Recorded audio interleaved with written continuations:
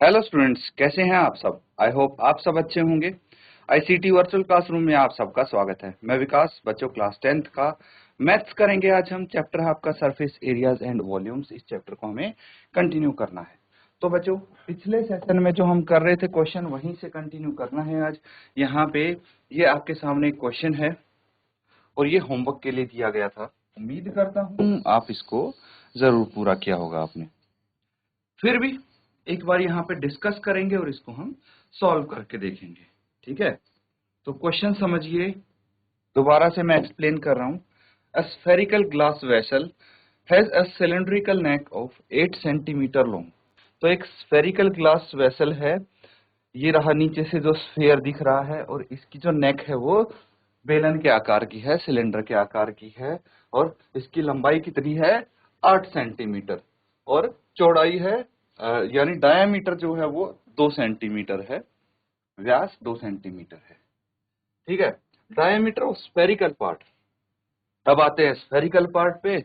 और स्फीयर का तो खाली डायामीटर या रेडियस ही गिवन होता है, तो इसका आपको डायामीटर गिवन है कितना, 8.5 centimetre. By measuring the amount of water it holds.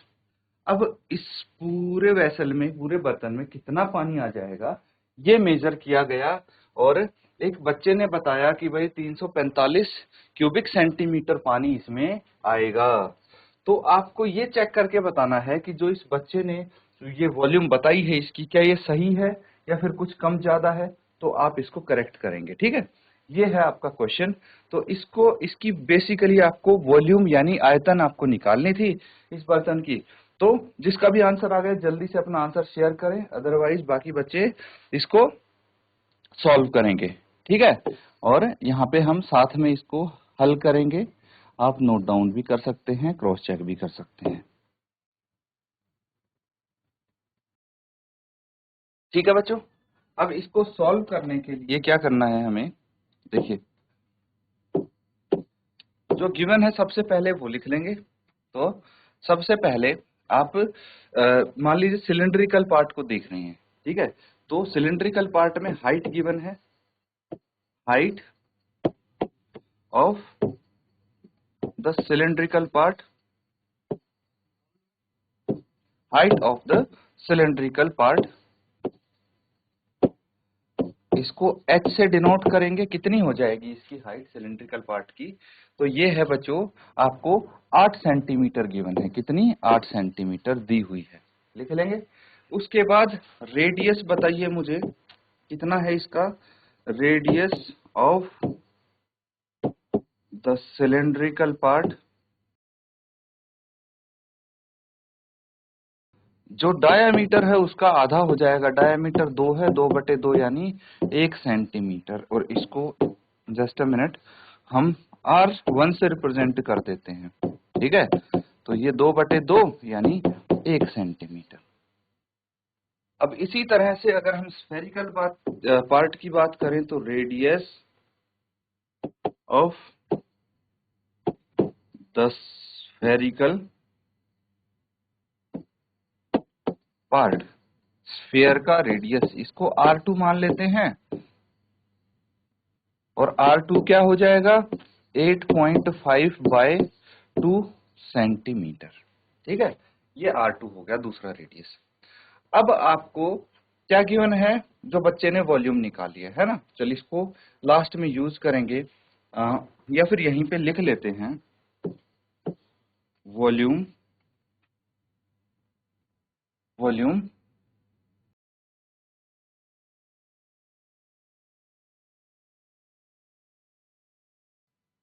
Bounded by child. बच्चे ने कितनी वॉल्यूम निकाली है, 345 सेंटीमीटर क्यूब। हमें ये चेक करना है कि इसने ये वॉल्यूम सही निकाली है या गलत। इसको नोट कीजिए, फिर आगे करते हैं। ठीक है, नोट कर लिया सबने, आगे करते हैं। हमें निकालना है वॉल्यूम ऑफ द वेसल। ठीक है, वेसल का आयतन वॉल्यूम क्या होगा, तो उसके लिए वॉल्यूम ऑफ द सिलेंडर, जो सिलेंडर है उसके ऊपर रखा हुआ उसका volume plus volume of the sphere. ठीक है, एक गोला जो है उसके नीचे उसका वॉल्यूम। अब यहाँ पे फॉर्मूला लिख देंगे, वॉल्यूम ऑफ सिलेंडर क्या होता है, पाई R1 स्क्वायर एच, क्योंकि जो सिलेंडर है उसका जो रेडियस है वो R1 से रिप्रेजेंट किया था हमने, 4/3 पाई R2 का क्यूब, और जो स्फीयर का वॉल्यूम है वो हमने R2 से रिप्रेजेंट किया था कि नहीं किया था। तो बस यहाँ पे हम इस तरह से इसको लिख सकते हैं। अब आपके पास पाई तो बाहर कॉमन आ जाएगा, क्या बच जाएगा, R1 square H plus 4/3 R2 cube. ठीक है, तो इसको सॉल्व कर सकते हैं आप। पाई को अलग अलग आपको लिखना नहीं पड़ेगा, 3.14 है ना, लास्ट में एक ही बार मल्टीप्लाई हो जाएगा, इसलिए मैंने कॉमन ले लिया। आप डायरेक्टली करना चाहें तो वो भी पॉसिबल है, कर सकते हैं आप, कोई दिक्कत नहीं होगी। अब देखिए यहाँ पे है आपके पास पाई R1 स्क्वायर, यानी इसकी वैल्यू है 1। ठीक है, तो इस तरह से लिख लेंगे 1 का स्क्वायर इंटू एच कितना है 8, है ना, यूनिट लास्ट में लिख लेंगे हम। देखिए रेडियस यानी R1 की वैल्यू 1 है, एच की वैल्यू 8 है, और 8.5/2 कितना हो जाएगा, ये 4.25 सेंटीमीटर हो जाएगा।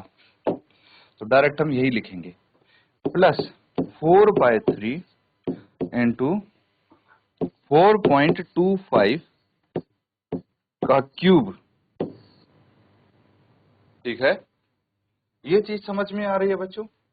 तो बस इसको हमें सॉल्व करना है, और सबसे इंपॉर्टेंट इसमें टास्क क्या है, जो ये 4.25 है इसको हल करना है, क्यूबिक सेंटीमीटर आपका आंसर है। उसके बाद पाई की वैल्यू रख देंगे 3.14, यहाँ पे पाई की वैल्यू 3.14 यूज करनी है आपको। ठीक है, तो इसको नोट कीजिए, फिर आगे करते हैं। तो यहाँ पे आप देख सकते हैं 4.25 इसका क्यूब हमें करना है।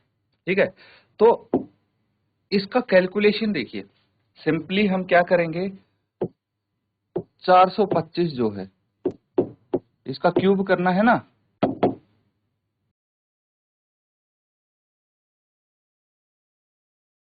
425 को 425 से मल्टीप्लाई कर देंगे। सबसे पहले देखते हैं क्या आता है, 5 इंटू 5 कितना हो गया 25, 2 बच गए। फिर 5 इंटू 2 10 और 2 12, 1 बच गया।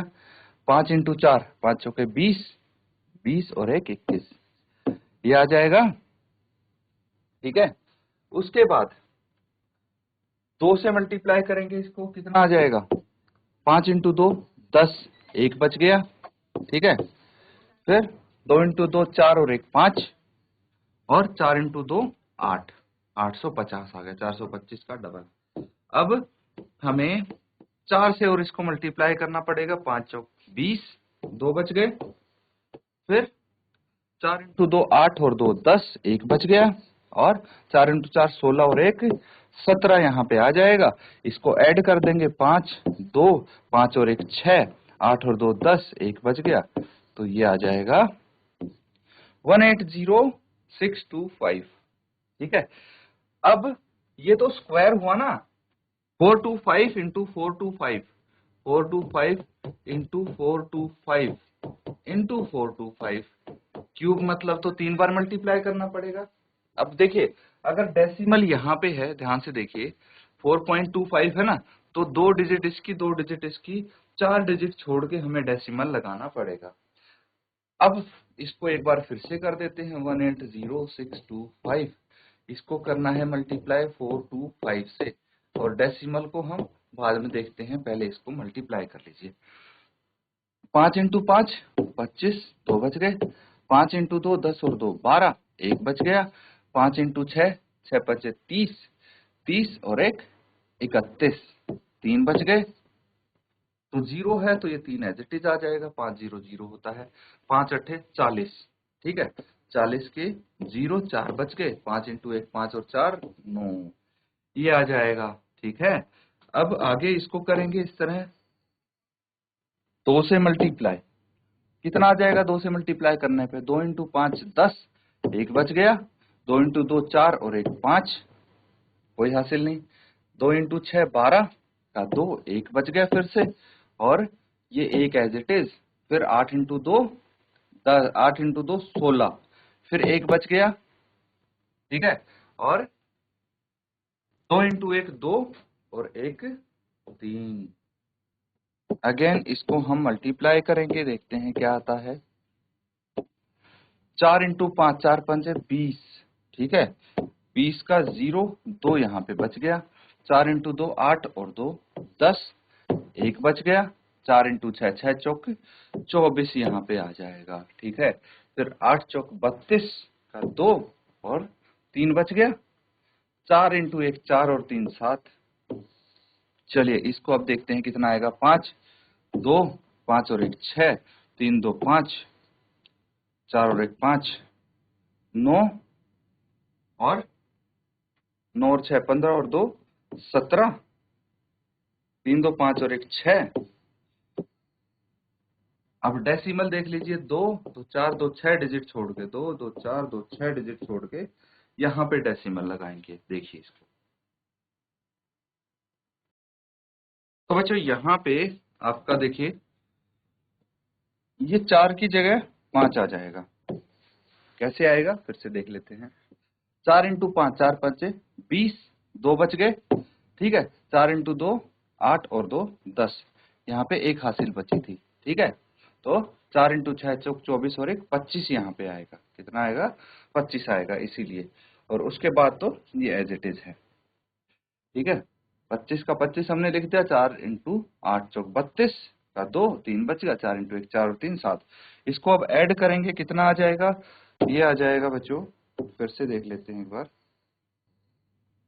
5 as it is, 2 as it is, 5 और 1 6, 3 2 5, 5 और 1 6, 9 और 6 15 और 2 17, और 3 2 5 और 1 6, ये आ जाएगा, है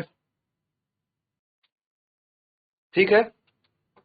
तो ये आपका यहाँ पे 4.25 का क्यूब आया है, तो इसकी जगह हम लिख लेंगे पाई, और ये आ जाएगा,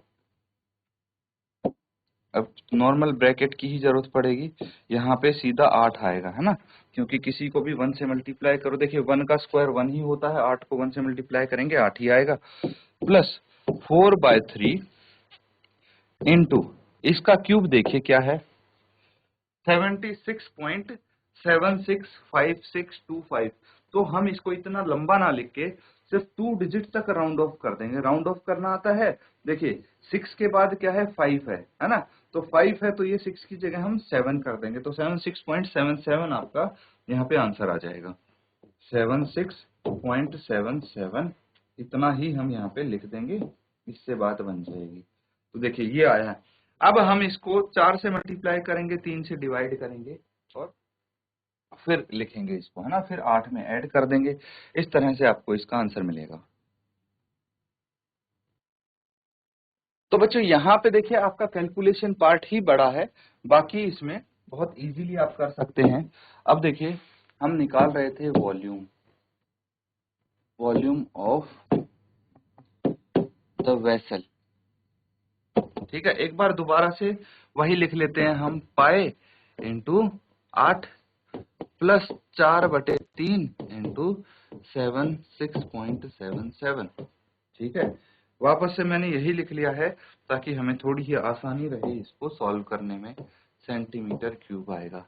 अब देखिए 76.77 है, सबसे पहले इसको 4 से मल्टीप्लाई कर दीजिए, कितना आएगा देखते हैं, ये आ जाएगा बच्चों 7 चौक 28, 4 सत्ते 28, 2 बच गया, 4 सत्ते 28 और 2 30, 3 बच गया, 6 इंटू 4 4 6 24, 24 और 3 27, 2 बच गया, और 4 इंटू 7 7 चौक 28 और 2 30, ये आ जाएगा, ठीक है, और यहाँ पे हम 2 प्लेस छोड़ के डेसिमल लगा देंगे। उसके बाद आपके पास आया है कितना 307.08, इसको 3 से भाग कर देंगे, कितना आ जाएगा देखते हैं। 3 1 जा 3, 0 बच गया, हमने 0 उतार लिया, 3 0 जा 0 और फिर हमने 7 उतार लिया, 3 2 जा 6, 1 बच गया, फिर 0 हमने उतार लिया है, डेसिमल के बाद कितना आ जाएगा 3 5 जा 10, फिर 8 उतार लिया और 3 यहाँ पे 5 नहीं आएगा, 3 3 जा 9 यहाँ पे आएगा, 1 बच गया, 8 उतार लिया, 3 6 जा 18, ठीक है। तो ये 102.36 आपके पास आ जाएगा। समझ में आ रहा है? सिंपल कैलकुलेशन करे हैं हमने और कुछ नहीं, जितना कैलकुलेशन होगा बच्चों आप करो, कोई दिक्कत नहीं है, ठीक है। आपका बस आंसर सही आना चाहिए। कैलकुलेशन अच्छे से करना है हमें। 3.14 पाई की जगह हम लिख देंगे, अब यहाँ पे 8 प्लस इस पूरे की जगह हम लिख देंगे 102.36 सेंटीमीटर क्यूब, ठीक है। अब क्या करना है 3.14 इंटू इसमें अगर 8 जोड़ देंगे कितना आ जाएगा 110.36 सेंटीमीटर क्यूब। अब इसको आप 3.14 से और मल्टीप्लाई कर दो, फाइनल आंसर आ जाएगा आपका। तो बच्चों यहाँ पे देखिए फाइनल कैलकुलेशन आपका बचा है 11036, ठीक है, डेसिमल यहाँ पे है, इंटू 3.14 ये है। इसको आप कैलकुलेट कर लेंगे, पहले मल्टीप्लाई करेंगे आप 4 से, 4 इंटू 6 24, 4 6 24, 2 बच गया, और 4 3 12, 12 और 2 14, 1 बचा है, ठीक है। 4 इंटू 0 4, 0 आ गया तो ये एक एज इट इज आ जाएगा, 4 इंटू 1 4 और ये 4, ठीक है। फिर हम 1 से करेंगे मल्टीप्लाई तो सेम नंबर आ जाएगा, कोई इसमें चेंज नहीं होगा, तो ये आ जाएगा। फिर इसके बाद अगेन 3 इंटू 6 कितना आ जाएगा, 3 इंटू 6 18, 18 का 8 यहाँ के 1 बच गया, फिर 3 इंटू 3 9 और 1 10, फिर से 1 बच गया, तो 3 इंटू 0 3 0 और ये 1 यहाँ पे आ जाएगा। फिर उसके बाद हम 3 इंटू 1 3, 3 इंटू 1 3 यहाँ पे लिख देंगे, 4 6 और 4 10, 1 बच गया, तो ये हो जाएगा 8 3 11, 12 और 1 13, फिर से 1 बच गया, 4 और 1 5, 4 और 2 6, 3 और 1 4 और 3 एज इट इज, ठीक है। तो यहाँ पे आपके पास क्या आंसर आया है बच्चों, यह आया है 346.5, ठीक है, सेंटीमीटर क्यूब, ठीक है। तो ये आपका करेक्ट आंसर होगा। तो इसको मैं इरेज कर देता हूं और फाइनली आपका आंसर लिख देते हैं यहाँ पे। तो यहाँ पे क्या पूछा है आपसे, देखिए, check whether C is correct taking the above as inside measurement. तो आप लिखेंगे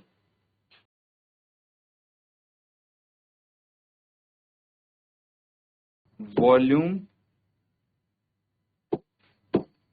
founded by the child is incorrect as the volume of the vessel is 346.5 centimetre cube. तो देखिए यहाँ पे थोड़े थोड़े जो आंसर में अगर डेविएशन आते हैं तो उससे बहुत फर्क पड़ता है, तो 346.5 की जगह आप 345 नहीं लिख सकते, नहीं तो आपका आंसर गलत हो जाएगा। यहाँ से ये चीज आपको सीखने को मिलती है, तो इसको नोट कर लेंगे बच्चों।